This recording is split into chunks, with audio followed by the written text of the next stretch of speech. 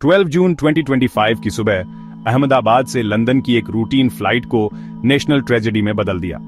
Air India की flight AI-171 एक Boeing Dreamliner take off के कुछ सेकंड बाद क्रैश हो गई, जिसमें ऑनबोर्ड सभी 242 लोग और जहां वो गिरी वहां के 30 से ज्यादा लोकल रेसिडेंट्स मारे गए। उस दिन के सदमे आज भी महसूस किए जा रहे हैं। अब हर कोई एक ही सवाल पूछ रहा है, अगर ये बर्ड स्ट्राइक नहीं था, अगर लैंडिंग गियर ठीक था, तो दुनिया के सबसे एडवांस्ड जेट्स में से एक आसमान से क्यों गिर गया? इसका जवाब कम से कम अभी सबसे आगे जो थ्योरी है वो एयर लॉक नाम की चीज है। सुनने में टेक्निकल लगता है, लेकिन मैं आपको समझाता हूं। एविएशन में एयर लॉक तब होता है जब हवा के बुलबुले फ्यूल सिस्टम या इंजन के अंदर फंस जाते हैं। ये बुलबुले फ्यूल के फ्लो को रोक देते हैं, जिससे इंजन को पावर नहीं मिल पाती। इसका रिजल्ट अचानक थ्रस्ट का लॉस और प्लेन बस चढ़ नहीं पाता।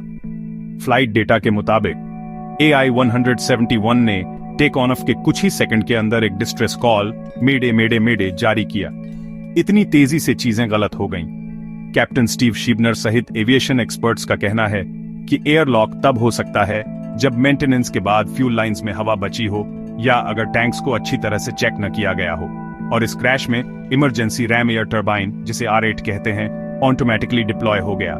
ऐसा तभी होता है जब दोनों इंजन या प्लेन का मेन इलेक्ट्रिकल सिस्टम फेल हो जाए। सीधे शब्दों में कहें तो ऐसा लगता है कि दोनों इंजन ने एक ही समय पर फ्यूल खो दिया। यह लगभग अनसुना है।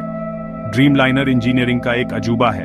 यह एक इंजन पर भी सेफली उड़ सकता है, लेकिन अगर दोनों पावर खो दें तो आप सीरियस ट्रबल में हैं। अगर एयरलॉक ने सच में ऐसा किया तो इससे मेंटेनेंस और चेक्स के बारे में बड़े सवाल उठते हैं। अब इन्वेस्टिगेशन पूरी तेजी से चल रही है।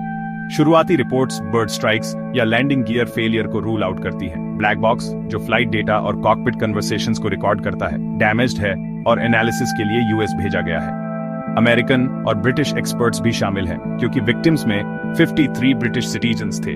इंडियन गवर्नमेंट ने इन्वेस्टिगेटर्स को जवाब देने के लिए 3 महीने का समय दिया है। एक ट्विस्ट भी है। सोर्सेज का कहना है कि क्रैश से ठीक 3 महीने पहले राइट इंजन को बदला गया था। क्या तब कुछ मिस हो गया था? क्या कोई प्रोसीजरल एरर थी? जब तक ब्लैक बॉक्स अपने सीक्रेट्स नहीं बताता, तब तक निश्चित रूप से कहना मुश्किल है। एक बात क्लियर है, जब एयर सेफ्टी की बात आती है तो शॉर्टकट्स के लिए कोई जगह नहीं है। जान गंवाना एक भयानक रिमाइंडर है कि छोटी सी भी चूक कैटास्ट्रोफी का कारण बन सकती है। जैसे ही दुनिया फाइनल रिपोर्ट का इंतजार कर रही है, फैमिलीज, इन्वेस्टिगेटर्स और फ्लाइंग पब्लिक सभी एक ही चीज चाहते हैं, सच। और सबसे बढ़कर ये उम्मीद कि हम इतना कुछ सीखें कि ऐसा कुछ फिर कभी ना हो।